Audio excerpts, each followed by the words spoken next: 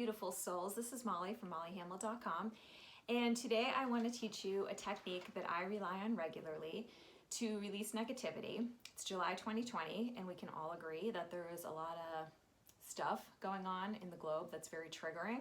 Whether you go on Twitter or the internet or watch the news, it's easy to let all the stuff that's going on get absorbed in our system. And so I want to talk to you today and show you a way that you can release what you're feeling, or at least begin to flow with it. So I started using this technique 2 years ago in July 2018.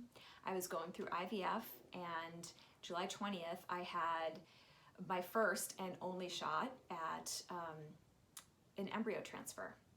And so I had so much fear and anxiety and everything else leading up to it. And I knew that some of my old ways of dealing with fear weren't going to work with that situation. And, you know, that was like, F the fear and tap it out and get rid of it. And it's like, what we resist persists. So if I were to resist it, that vibration is still inside of me. And I wanted a higher level way of dealing with those kind of what we call negative feelings that I was experiencing. So I'm going to teach this to you right now, and I will let you know the result was that I had a successful IVF outcome. My daughter is almost 16 months now. And what releasing and feeling those feelings differently allowed me to do was to stay in flow with who I am and what I wanted. And when we feel fear or anxiety, sometimes it can feel paralyzing. So you can use this technique to re-engage with yourself until you get back to feeling like yourself. Okay, so let's get started. If there's something that really is coming up for you right now, allow it. It could be something this week or last week or recently that just felt icky to you. Let's bring that to mind. Let's use that as the example for today. And I want you to just notice it. So I'm guiding you through this exercise right now, but then when you're out in the wild on your own, your number one step is going to be when you feel the negativity or the ickiness or the uncomfortableness come up, is to just become aware of it. So what often happens is that instead of like becoming aware of it, we get sucked into it. And then we totally disconnect from ourselves, right? So what I want you to do is, number one, to notice it, because when that happens, when you can notice what you're feeling, there becomes a little bit of distance between you and the feeling so that it's not so pervasive and overpowering, right? Notice it. And for me, when that happens, I'll give you an example. We watched the Jeffrey Epstein, I don't even want to say that creep's name, but we watched this documentary last week, and I just had trouble like getting it out of my system because it was so disturbing. And so I did this. It's like, I noticed those feelings, and as I did that,